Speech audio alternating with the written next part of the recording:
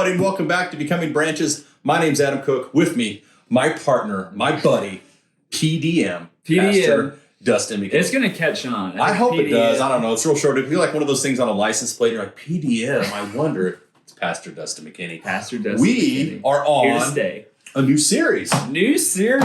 We're on family for quite some time. A long time. That's good stuff. A long That's time. Good stuff. But I'm ready to talk about something new, something fresh. What do we get into? So it's something, honestly, I think a lot of people deal with. I think it's something that a lot of people have gone through and maybe not even realize it at the time. But if I were to say victim mentality, what are some things that pop into your head? Man, victim mentality. We got to go all the way back to the Garden of Eden. Think about it. Okay. Do tell. Bit the fruit. All of a sudden, hey, God confronts Adam. What's Adam do? Adam doesn't say, I'm going to take full responsibility of this. He's like, no, it was the woman you gave me. Right. It was the woman you gave me. And then goes to Eve. What have you done? Oh, Lord, it wasn't me. It was this wicked servant. It's their fault. That's right. It's their fault. It's their fault. It's their fault. You have failed, and you will pay. Victim mentality, right? They didn't take the blame. And I don't know if I would have either standing literally in front of the physical Almighty, I would have faltered as well. Yeah, no doubt about it. But I would say victim mentality goes all the way back to the Garden of Eden. What are your thoughts? No, that is actually a really cool thought, because you think about it, victim mentality really, it starts on day one. Yeah. We are so guilty of it. Yeah, no, it's, we had talked about, what are some things that we want to talk about on our new series, and this is something that came up as a possibility because it is something, I wouldn't say it has overtaken our society, but you do see a lot of momentum being built in this direction of, I am not to blame for the problems that I face. There's always something else. Now, before we dive too deep in, I think we have to make sure that our viewers recognize that we understand that there is a difference between a victim and a victim mentality. Absolutely. And because we don't want to shortchange the terrible things that happen to people because of sin in our world. We live in a fallen planet, going all the way back to the Garden of Eden, right? That's right. They succumbed to pride. They bought into this idea that there was something better that what God had originally designed and had offered. And unfortunately, they gave into that temptation, and then, just as you mentioned, immediately started blame shifting. Yeah. And Adam and Eve, as we talked about in earlier series, they suffer some consequences because of that sin. I wonder if they had taken immediate responsibility and they had taken, had gone to immediate repentance, if some of those consequences would have been so heavy. Yeah, that does make you wonder, because God did say, you will die from eating this. Right. And so they indeed bit the fruit, but then if they would have came out right, been totally honest, Lord, I know I did this. I absolutely did this. This is my fault. I take full responsibility. I'm at your mercy. I did that. That's my fault.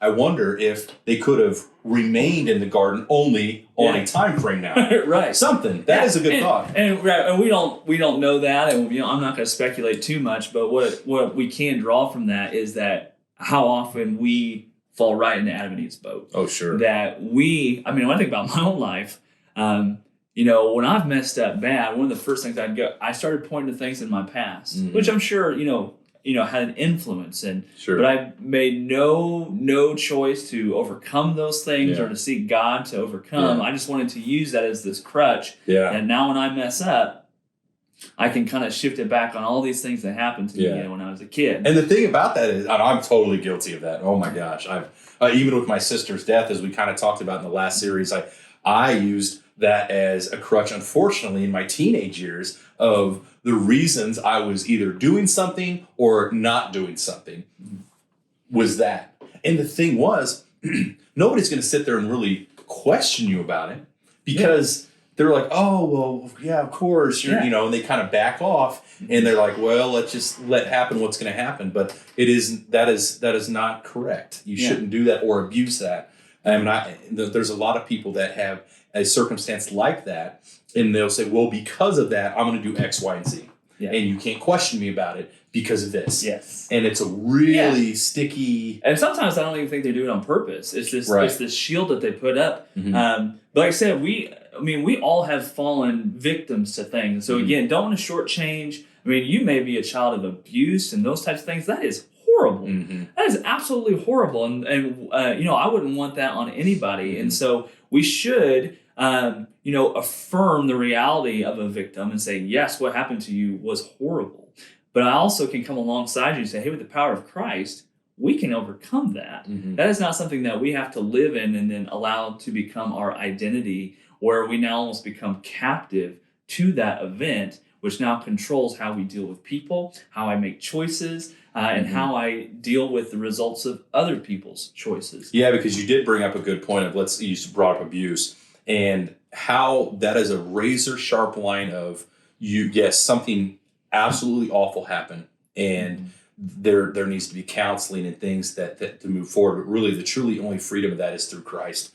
Because if you hold on to that human side of it, that hurt can turn into fear and anger, and all of a sudden that tragic event, which absolutely is horrific, does turn into a victim mentality versus victim. It's a fine line, because you need to hand that over to Jesus and say, God, this happened. He knows it happened. He can only heal it and remove this from me or use me in this.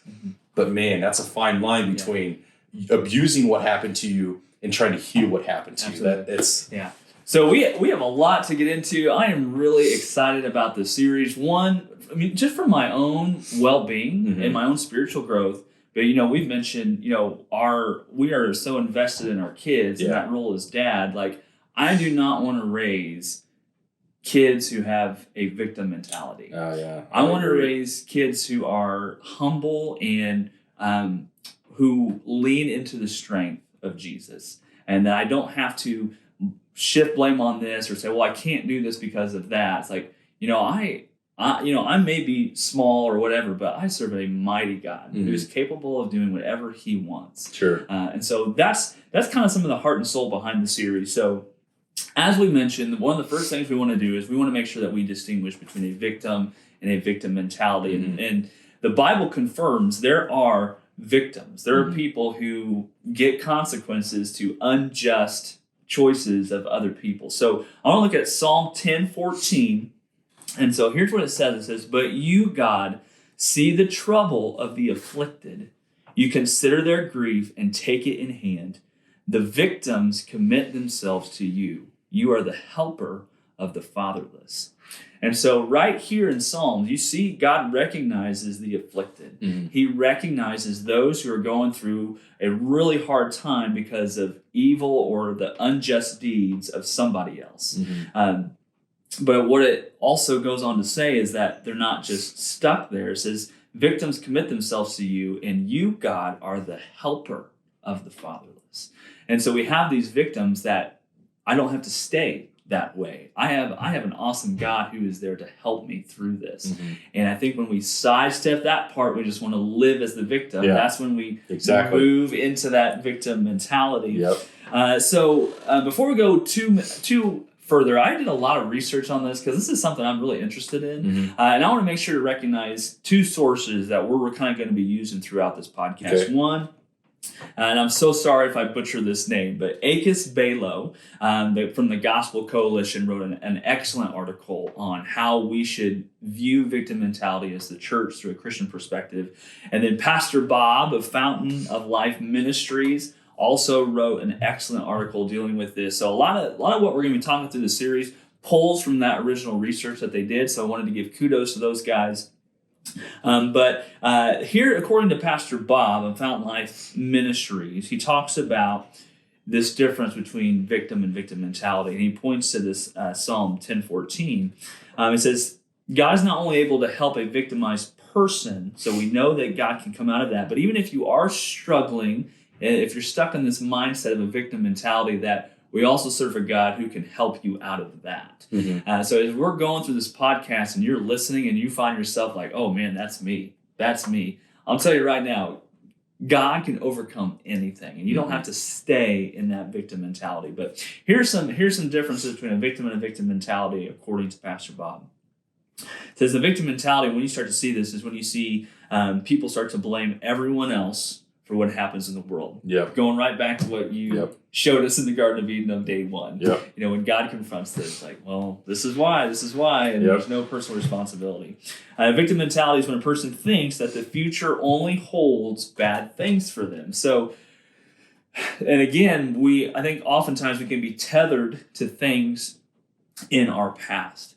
So I may have been treated a certain way that was unjust and by a certain individual. Now, anyone who looks like that individual or reminds me of that individual, I automatically assume that you have nothing but negative thoughts or a negative purpose or negative motivations towards me. That's true. And so when we look at Acus, Balo on the other side, there's no formal definition of victim mentality. This is something, like I said, is gaining momentum. But I want to read what he has here because I thought it was really good. He says, if you have a victim mentality, you will see your entire life through a perspective that things constantly happen to you.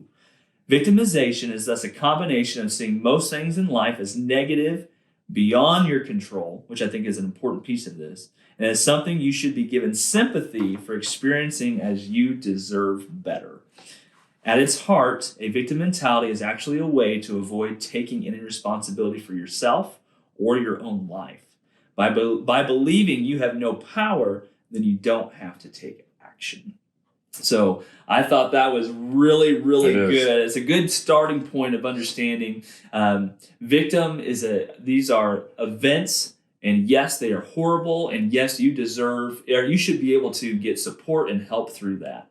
But there is a time when you can move on. Right. And it doesn't have to cripple you from future relationships. It doesn't have to cripple you from future decisions. And when it starts to do that, that's when we've slipped into that victim mentality. Yeah, and I think there's a difference between, like I said earlier, if I love what it says here by Akos, is victim mentality is actually a way of avoiding taking any responsibility. And here's the thing, people who are acting with that victim mentality get very comfortable in that proverbial shield of, you name it, work, relationships, family life, church life, I don't care what it is.